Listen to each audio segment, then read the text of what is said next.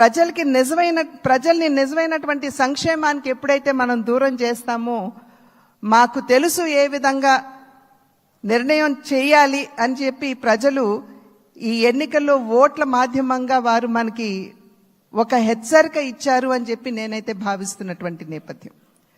కనుక ఈ యొక్క అనూహ్యమైనటువంటి విజయాన్ని, ఈ పరిణామాన్ని మనం గెలిచాము, అధికారంలోకి వచ్చాము అనేటువంటి భావన కన్నా ప్రజాహిత పాలనని, సుపరిపాలనని ఏ విధంగా ప్రజలకు అందించాలి అనేటువంటి విషయం మీద ఖచ్చితంగా మనం అందరం కూడా దృష్టి కేంద్రీకరించవలసినటువంటి ఆవశ్యకత చాలా ఉంది. ఆ సందర్భంలో ఈ మూడు పార్టీల యొక్క కలయిక, ఒక్కసారి మూడు పార్టీల యొక్క ఆలోచన విధానాన్ని కనుక మనం తరిచి చూసినట్లయితే, భారతీయ జనతా పార్టీ ఆది నుండి కూడా, ఎప్పుడైతే భారతీయ జనతా పార్టీ ఏర్పడిందో ఆనాటి నుండి కూడా సబ్కే సాత్ సబ్కా వికాస్ అనేటువంటి ఒక సంకల్పంతో ముందుకు వెళ్తున్నటువంటి వైనం మనందరికీ తెలుసు. అదేవిధంగా నందమూరి తారక రామారావు గారు తెలుగుదేశం పార్టీని స్థాపిస్తున్నటువంటి సందర్భంలో సమాజమే దేవాలయం, పేదవాడే దేవుడు అనేటువంటి ఒక విశ్వాసంతో ప్రజల మధ్యకు వచ్చినటువంటి నేపథ్యం. అదేవిధంగా జనసేన ఆవిర్భావం చూసినా కూడా సమాజంలో ఎక్కడైనా సరే పేదవాడికి, సాధారణ పౌరుడికి గనక అన్యాయం జరిగినట్లయితే గళం విప్పి ప్రశ్నిస్తాము అంటూ ముందుకు వచ్చినటువంటి నేపథ్యం. కనుక ఈ మూడు పార్టీల యొక్క ఆవిర్భావం, వారి యొక్క ఆలోచన విధానం చూసినట్లయితే ఒకే దిశలో ఒకే రకంగా ఉన్నటువంటి విషయాన్ని మనం గమనించాలి.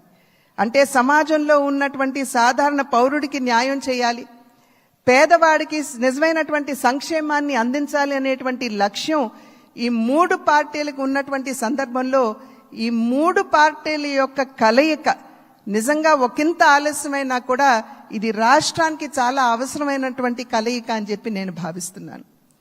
మరి నేను అనేక సందర్భాల్లో చెప్తూ ఉంటాను, ఈ మూడు పార్టీల యొక్క కలయిక చూసినప్పుడు ఒక త్రివేణి సంగమాన్ని మనం చూస్తున్నట్టుగా మనం భావించవలసినటువంటి నేపథ్యం. ఒక పక్క చంద్రబాబు నాయుడు గారి స్ఫూర్తి, చంద్రబాబు నాయుడు గారి యుక్తి, రెండవ పక్క నరేంద్ర మోడీ గారి స్ఫూర్తి, అదేవిధంగా పవన్ కళ్యాణ్ గారి శక్తి.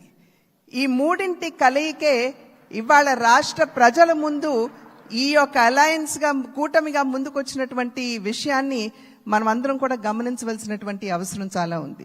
ఇందాక చెప్పినట్లుగా ప్రజా సంక్షేమ పాలనని, సుపరిపాలనని ఏ విధంగా ప్రజలకు అందించాలి అనేటువంటి విషయం మీద దృష్టి పెడుతూ కక్షపూరితంగా ముందుకు వెళ్లకుండా మనం కూడా మన కార్యకర్తలకి తెలియజేస్తూ వారిని కూడా ఒకంత శాంతింపపరుస్తూ, ఎందుకంటే గడిచిన 5 సంవత్సరాల కాలం వారు ఎదుర్కొన్నటువంటి సమస్యలు ఏదైతే ఉన్నాయో, ఇబ్బందులు ఏవైతే ఉన్నాయో వాటి నేపథ్యంలో ఒకంత అత్యుత్సాహం కావచ్చు ముందుకు వచ్చి మరి ఏ విధంగా మనం ముందుకు వెళ్ళాలి అనేటువంటి అంశం మీద దృష్టి సారిస్తున్నటువంటి సందర్భంలో మనం సంయమనాన్ని పాటించడం మాత్రమే కాకుండా మన కార్యకర్తలు కూడా మనం సమయాన్ని పాటించవలసినటువంటి ఆవశ్యకతని వారందరికీ తెలియజేయవలసినటువంటి బాధ్యత మన మీద ఉన్నది అని చెప్పి తెలియజేస్తూ, ఏదైతే ఇప్పుడు సోదరులు పవన్ కళ్యాణ్ గారు మరి ప్రతిపాదించారో చంద్రబాబు నాయుడు గారిని మన నాయకుడిగా ఎన్నుకోవటం, నేను దాన్ని సమర్థిస్తున్నాను అని చెప్పి తెలియజేస్తూ